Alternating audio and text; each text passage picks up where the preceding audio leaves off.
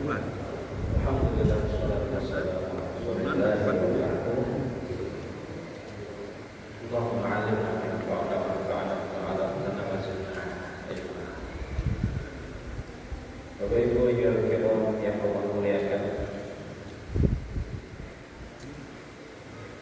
untuk memulai kita sebutkan satu kata dari sahabat mulia Ali bin Abi Thalib radhiyallahu anhu, diriwayatkan oleh Imam Al-Baihaqi di dalam Asy-Syu'abul Iman.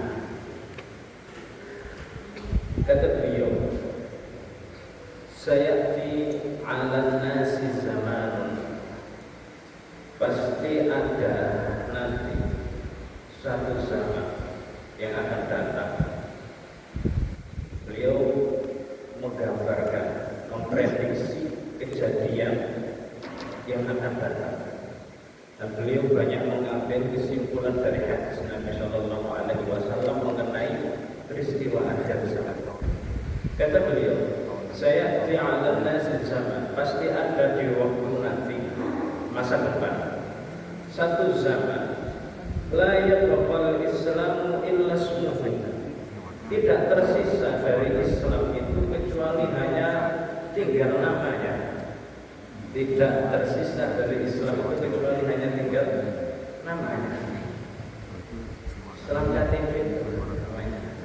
Katanya Islam tidak sholat, katanya Islam ikut Natalan.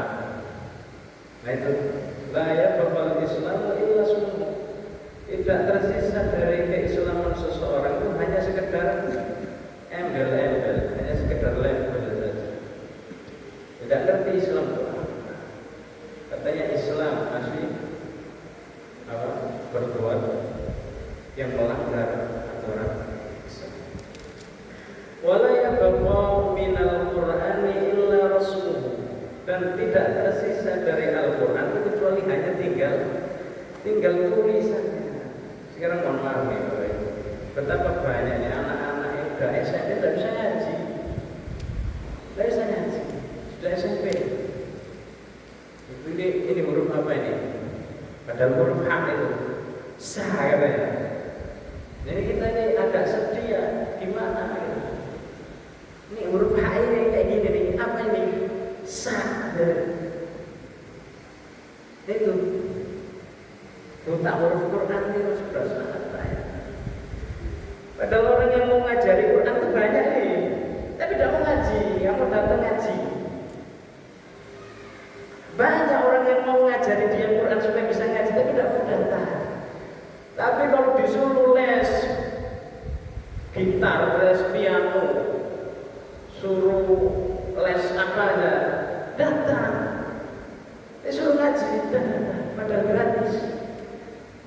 Bayar, les apa ini? Bayar mahal, mau. Disuruh ngaji, gratis, dan mau. Walaya bapak min al-Qur'ani illa rasulullah, tidak tersisa dari Quran kecuali hanya tulisan. Semakin bagus sekarang mushaf zaman sekarang itu warna-warni kayak lagi, ya. Merah kuning hijau Quran ada kayak gitu. Ada yang kemudian dikasih iqra, dikasih namunya di bawahnya, macam-macam Quran sekarang di mushaf. Tidak ada gunanya, tidak ada gunanya. Ada sampulnya dikasih kiswah Ka'bah, tidak ada gunanya juga, nggak dibaca, nggak dimengerti, isinya ngerti ya, nggak ngerti, buat apa? Kemudian masa judulnya selanjutnya fenomena yang sudah kita dapati saat ini, kata Sayyidina Ali radhiyallahu ta'ala, masa judul amirah, masjidnya megah-megah. Masjidnya itu megah-megah, gagah-gagah, ornamennya macam-macam, hijau, kuning, gimana, itu. Kayak disko ada masjid ini, kayak disko itu. Di kubahnya dipasangi lampu-lampu merah, kuning, hijau, biru. Masjid apa diskotik ini?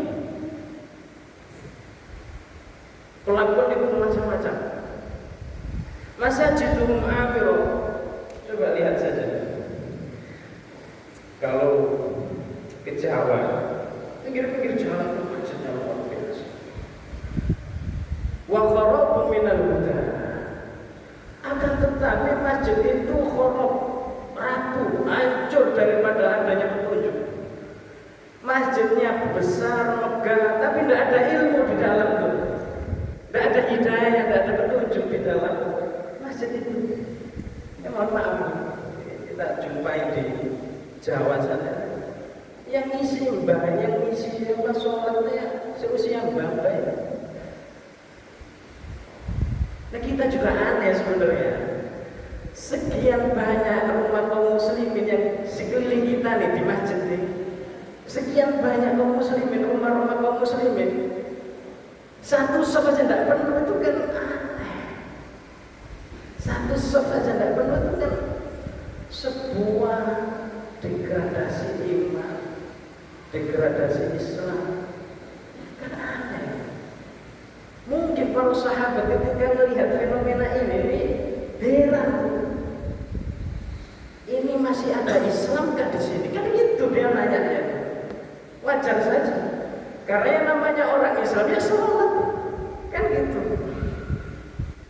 Masajidum amiro wa kharabu minal huda. Masjidnya megah tapi tidak ada petunjuk sama sekali. Orang nggak dapat iman, orang nggak dapat tambahan iman, nggak dapat tambahan ilmu. Yang dibesarkan cuma fisiknya, tapi imannya, rohaninya hancur terus. Kemudian kata beliau lanjutnya, wa ulama'uhum syarru man tahta adimis sana. Makhluk di zaman itu yang paling buruk adalah ulamanya. Makhluk yang paling buruk yang ada hidup bernafas di waktu itu adalah ulamanya.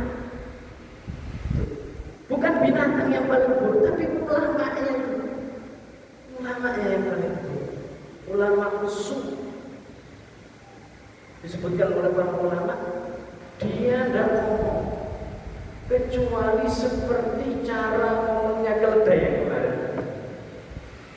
Dia tidak menyampaikan yang hak, tidak menyampaikan yang hak dan yang batil, ya, kecuali itu cocok sama perut dan kemauan. Itulah makna.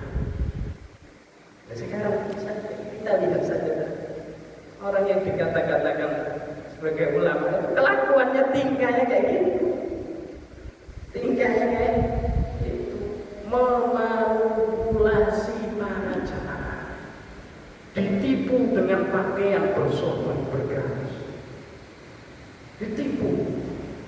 Ya.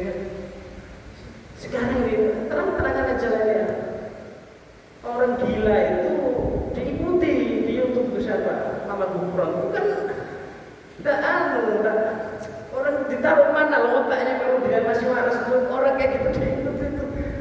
Ditaruh mana otaknya itu? Wa syarrul ulama'u syarrun tahta adimis sana. Wa minhu yasturul fitnah wa yarji'u ilaihi. Dan darinya sumber kekacauan itu ada, dan kekacauan itu akan menghabisinya. Jadi kita ini tidak kekurangan orang yang disebut dengan ulama, tidak kekurangan. Tapi kita ini kekurangan ulama yang robbani. Ulama yang robbani itu menyampaikan yang hak adalah hak dan tidak menyembunyikannya, dan yang menyampaikan yang batil adalah batil dan tidak menyembunyikannya untuk kepentingan dirinya. Nah itu sudah degradasi dari semua lini keislaman, itu sudah terjadi saat. Makanya semoga Allah itu masih merawat kita, membimbing kita, dan juga nanti anak-anak keturunan itu masih di dalam ruang lingkup yang dilindungi oleh Allah. Jangan sampai ini kita ini masih mending-mending ya. terus anak turunnya itu sudah belum tentu sebaik kondisi saat ini. Belum tentu, karena Nabi bilang itu saya ta'ala nasi zaman alladzi ba'dahu syarrun minhu hatta tawqaw. Di mana zaman itu setiap harinya itu lebih buruk daripada hari sebelumnya sampai kalian berjumpa dengan Allah Subhanahu wa ta'ala. Makanya pentingnya itu kembali mengaji supaya tahu kita ini bagaimana keadaan yang terjadi saat ini dalam umat. Kemudian kita lanjut tentang masail tata'allaqu bi sifati sholatil jamaah. Perkara-perkara yang masih berkaitan dengan sholat berjamaah. Kemarin telah disebutkan tentang karahiyatu tatwilil imam, makruhnya imam membaca surat terlalu panjang. Makruhnya imam membaca surat terlalu panjang. Kemudian masalah yang berikutnya, al-fathu 'alal imami idzal tabasat 'alaihi al-qira'at. Mengkoreksi bacaan imam apabila imam itu salah atau tercampur bacaannya. Idzal tabasal qira'ah 'alal imam, jika imam itu salah dalam membaca, balil ma'mumi ayyulaqqina, maka bagi makmum yang di belakangnya itu agar membenarkan. Wastahabbahu jumhurul ulama, dan ini perkara yang ditekankan istihbab oleh mayoritas ulama. Dasarnya mana? Li hadithil Miswar bin Yazid, sesuai dengan hadis yang diriwayatkan oleh Miswar bin Yazid. Qala, beliau menyatakan, syahidtu Rasulullah sallallahu alaihi wasallam yaqra'u fi shalah. Aku pernah menghadiri sholat jamaah yang dipimpin oleh Rasulullah sallallahu alaihi wasallam. Fataraka syai'an lam yaqra'hu.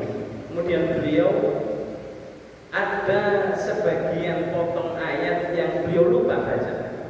Nah, ini menandakan Nabi Shallallahu Alaihi Wasallam itu manusia biasa. Manusia biasa.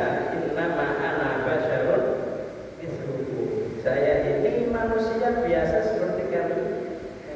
Bahkan disebutkan ya'kulu mimma ta'kuluna wa yashrabu mimma tashrabun, sama-sama makan, sama-sama minum.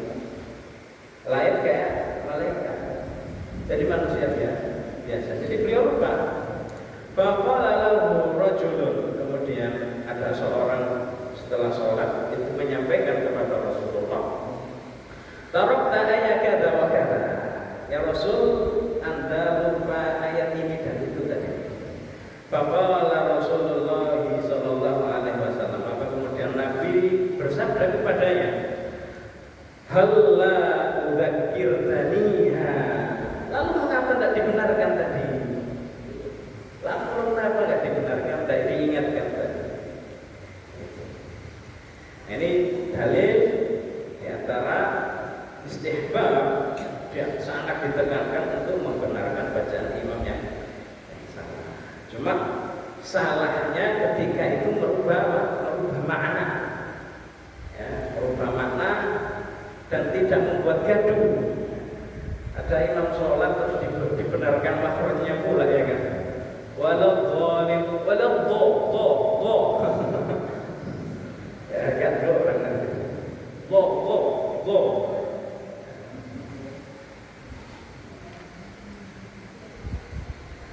Kemudian masalah yang berikutnya, tapi itu tadi Ibnu Qayyim al-Jauziyah dalam kitabnya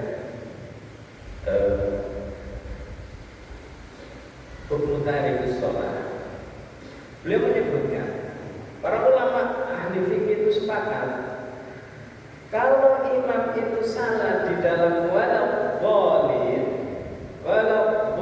faqad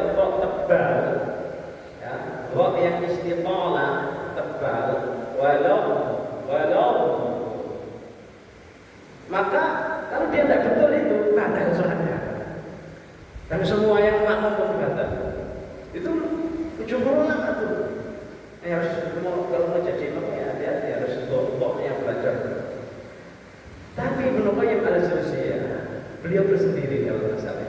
Dan bok itu susah. Bok itu susah.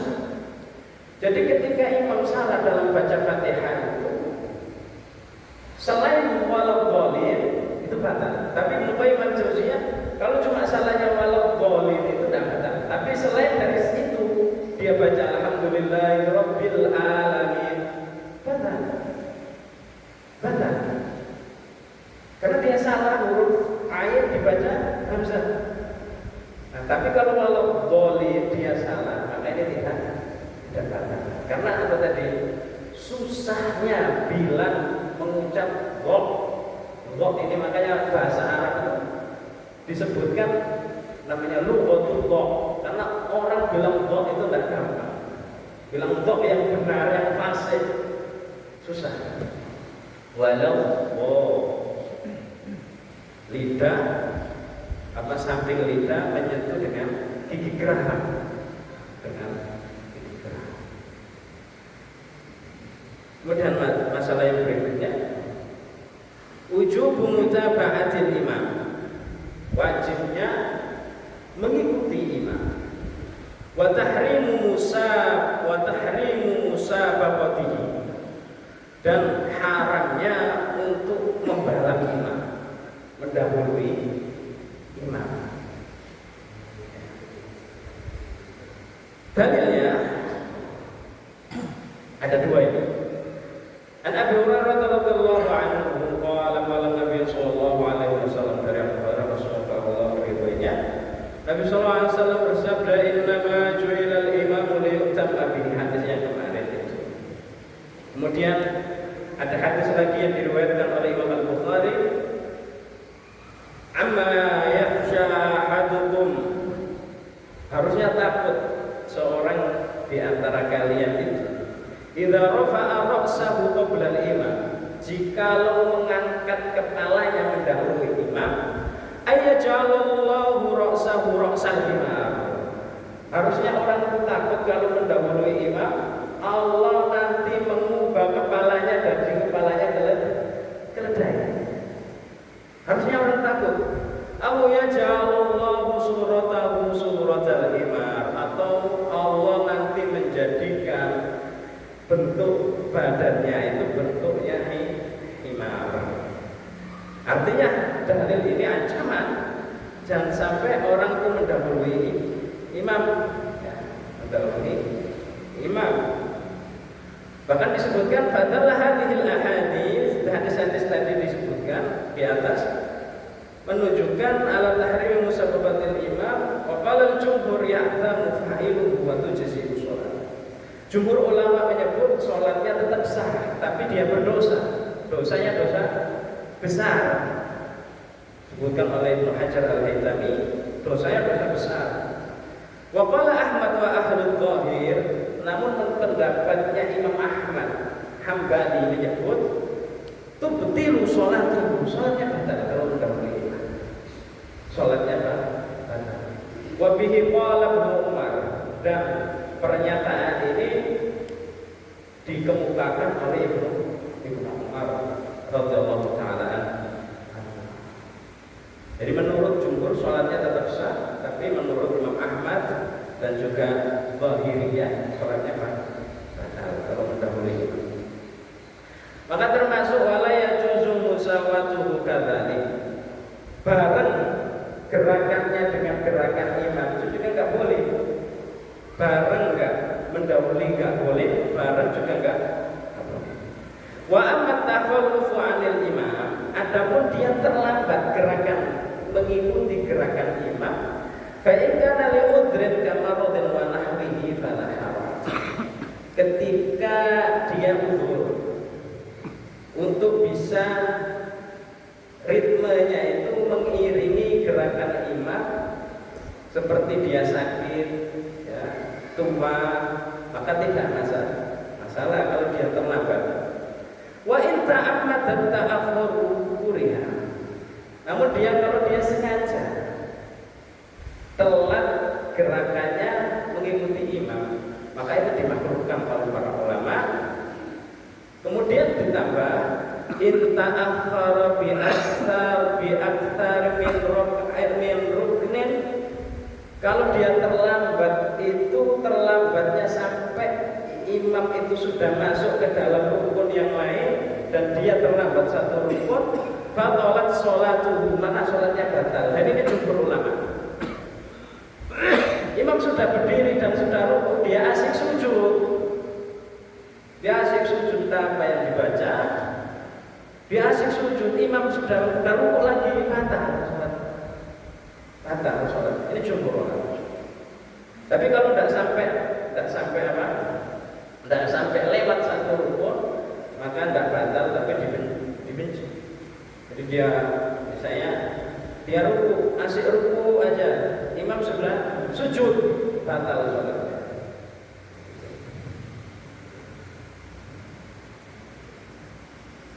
Kemudian perkara yang berikutnya,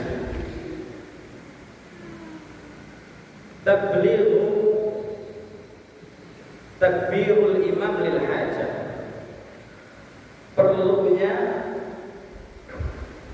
menyampaikan takbir imam ketika diperlukan.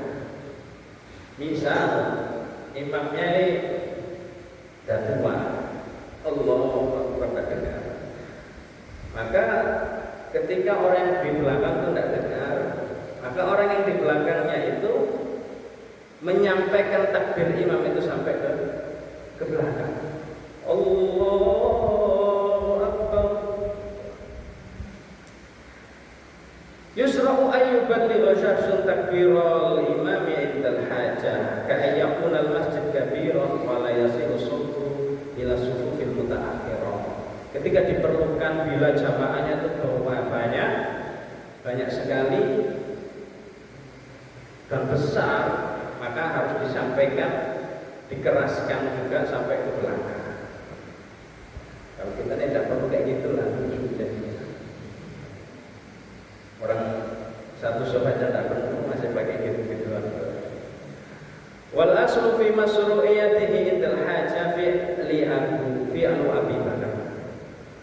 Dan ini ada dasarnya, ada syariatnya, yakni perbuatan Abu Bakar. Lamma shalla bin nasi fi maradi mautihi sallallahu alaihi wasallam, ketika Rasulullah memimpin salat ya di hari di mana beliau wafat. Fadakhara Abu Bakar wa qa'ada Nabi sallallahu alaihi wasallam ila jambihi wa Abu Bakar yusmi'un nas bil takbir. Rasulullah itu salat di samping Abu Bakar menjadi imam, kemudian Abu Bakar menyampaikan takbirnya Rasulullah ke belakang. Amat tablighu khalfal imam li ghairi hajah, kalau itu disampaikan tanpa ada keperluan, bahwa bid'atun ghairu mustahabbah, maka itu adalah perbuatan yang bid'ah. Kemudian masalah yang berikutnya, istikhlaful imam ghairuhu. Istikhlaful imam ghairuhu, pergantian imam di dalam sholat. Bukan hanya pemain bola yang diganti imam, juga bisa diganti. Idza urida lil imam wa huwa fi shalah udhr, ketika imam itu didapatinya mendapatkan udhur dirinya, ka'an ahdatha, dia berhadas, au dzakara annahu muhdits, atau dia ingat belum wudu, wa nahwu dzalik, atau yang selain.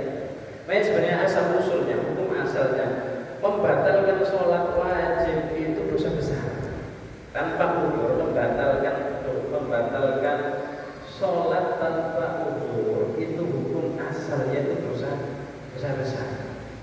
Tidak boleh kalau tidak ada udzur. Kemudian para ulama menyebutkan udzur-udzurnya. Di antara udzurnya itu dhanna annahu halik.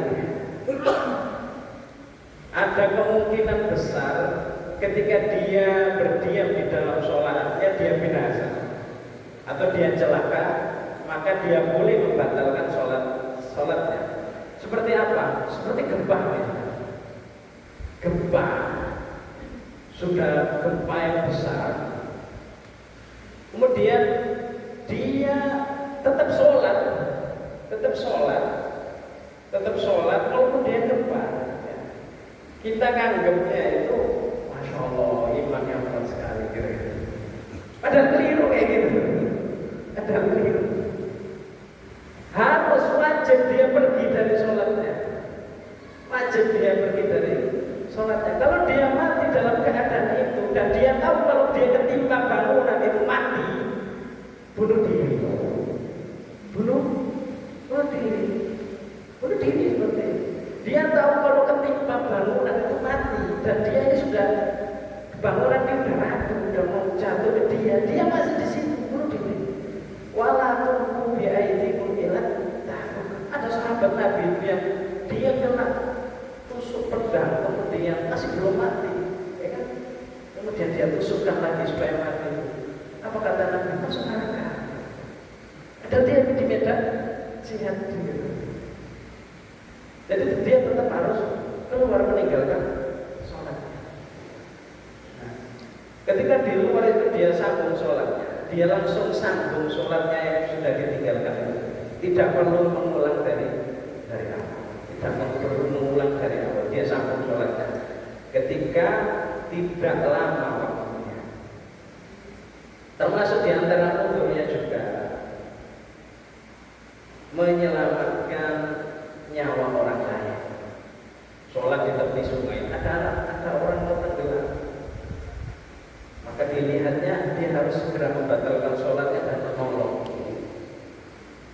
Kemudian kata Ibnu Rajab Al-Hambali juga, au khasiya syuriqan mata, atau dia khawatir harta bendanya dicuri, maka dia juga boleh membatalkan sholat.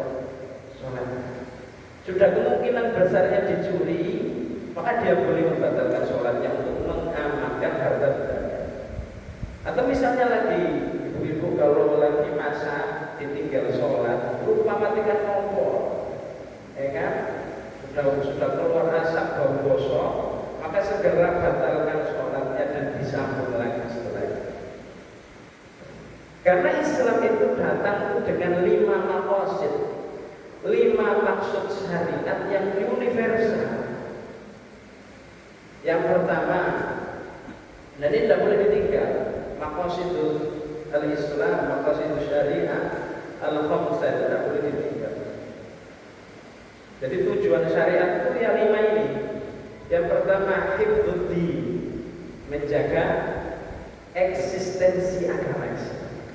Maka itu disyariatkannya sholat bersamaan, disyariatkannya puasa, disyariatkannya berhaji, karena itu adalah syiar. Kemudian yang kedua, hifdzun nasl, menjaga keturunan, menjaga nasab, kebersihan, kejelasan nasab seseorang.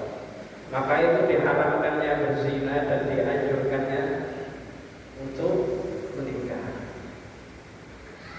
Kemudian yang ketiga, hifdzul aql, menjaga akal pikiran supaya waras, supaya sehat akalnya.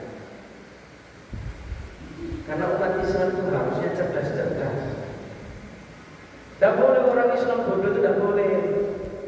Tidak boleh. Dosa besar orang Islam bodoh itu tidak boleh. Tidak boleh. Menjaga akal, maka itu diharamkannya khamr, diharamkan segala minuman yang memabukkan. Ya. Kemudian yang keempat, hifdzul mal, menjaga harta benda, supaya terjaga. Nah itu tadi termasuk menjaga harta benda. Kalau dia tinggal sholat, lenyaplah hartanya ini. Menjaga harta benda, maka disyariatkannya potong tangan bagi yang mencuri, ya, disyariatkannya. Kemudian diharamkannya perbuatan riba, swarga dan seterusnya, gratifikasi dan seterusnya. Karena tujuannya adalah menjaga harta benda ini, menjaga harta. Makanya ada seorang datang kepada Nabi ketika mau sholat, untanya dilepas gitu kan. Kemudian ditanya, kenapa dilepas? Tawakal tu Allah, saya tawakal ya Rasulullah. Kata Nabi, aktil hawa tawakal, ikat dulu baru tawakal. Ikat dulu, kunci dulu baru tawakal. Jangan seperti itu tawakalnya. Kenapa enggak kerja? Nanti kalau rezekinya ya rezeki, kerja dulu baru tawakal. Kalau yang langsung bilang tawakal ini orang malas dan orang bodoh. Nggak kerja alasannya tawakal. Kerja dulu baru ngomong tawakal. Kemudian yang terakhir, tujuan syariat itu hifdzu al-ilm, menjaga kehormatan. Kehormatan seorang muslim harus dijaga. Maka itu diharamkannya apa? Menuduh orang berzina tanpa mendatangkan saksi, 4 orang saksi. Justru orang yang nuduh walaupun sebenarnya iya terjadi, tapi dia tidak punya saksi itu. Cuma modalnya CCTV, tidak bisa CCTV jadikan saksi. Dia tidak bisa datangkan itu saksinya, walaupun memang betul-betul terjadi dan orang yang berzina itu mengingkari berat saya nggak mesti ya. Maka orang yang nuduh ini yang dicambuk, walaupun sebenarnya memang sudah terjadi. Menjaga apa tadi? Menjaga kehormatan. Maka tidak boleh menggelari, mohon maaf, orang-orang yang bekerja sebagai buku malam itu sebagai pezina, karena kita tidak tahu, kita tidak lihat itu kegiatan, kita tidak lihat, kegiatan itu tidak lihat.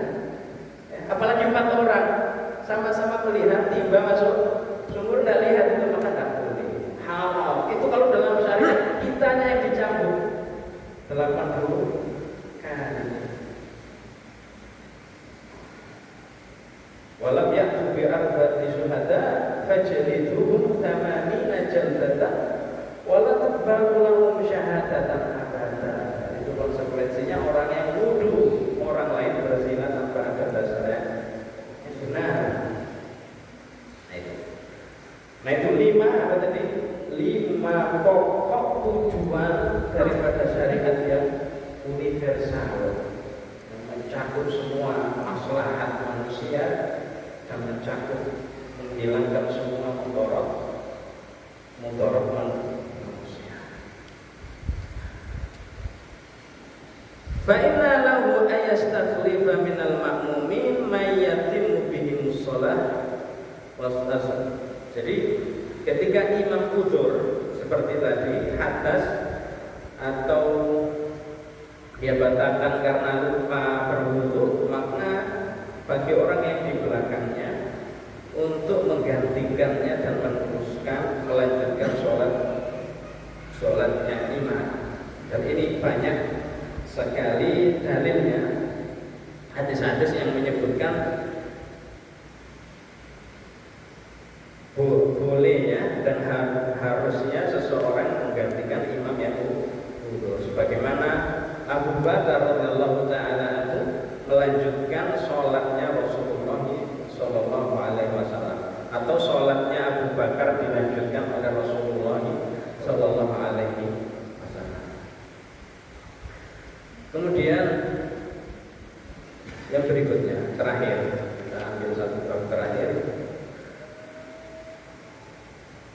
al-ahkamul masbuq, hukum-hukum mengenai makmum yang ketinggal, yang masbuk. Idrakul jamaah, pembahasan pertama mengenai kapan seseorang itu dihitung mendapatkan jamaah. Idrakul jamaati ala nau'aini, ada 2 macam yang disebut mendapat jamaah itu. Yang pertama pertama idraku fadilatil jamaah, mendapati atau ya mendapati fadilah keutamaan sholat berjamaah. Wa huwa yahsulu bi istiraqil ma'mumi ma'al imam fi juz'in min sholati. Ini terhitung tatkala seorang makmum itu mendapati sebagian rukun daripada sholat berjamaah bersama imam. Walaupun dia hanya mendapatkan rukun yang terakhir yaitu rukun salam, maka dia terhitung mendapatkan 27 derajat karena terhitung mendapat fadilah keutamaan sholat berjamaah.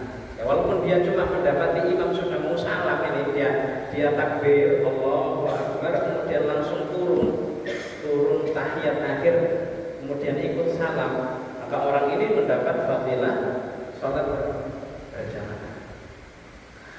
Kemudian yang kedua yang disebut mendapati sholat jamaah yang kedua itu idraku hukmil jamaah wa ma yatarattabu 'alaiha, mendapati hukum yang berlaku di dalam sholat berjamaah itu, mendapati hukum-hukum yang berlaku di dalam sholat berjamaah itu. Artinya kalau dia mendapati jamaah maka berlaku padanya hukum sholat berjamaah.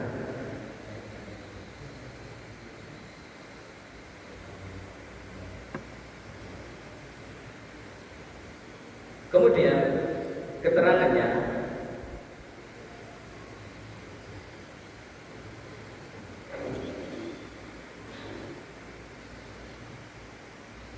al-muradu bi idraki hukmil jamaah, maksudnya subutul ahkam al-mutarattibah ala tibarihi mu'tamman bil imam kasujudihi li sahwil imam wa sholatihi al-jum'ati rak'ataini wa nahwi dzalik.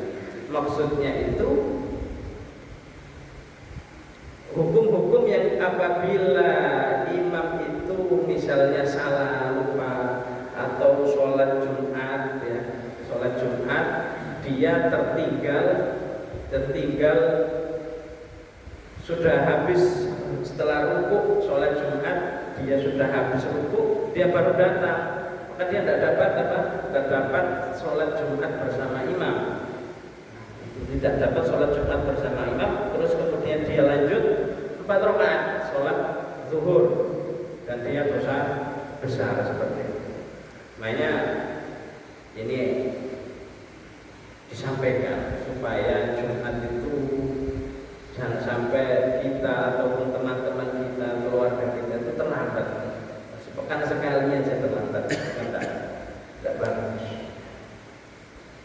Kadang itu kita itu pengen sengaja khutbahnya itu sesingkat mungkin biar tidak dapat, gitu kan?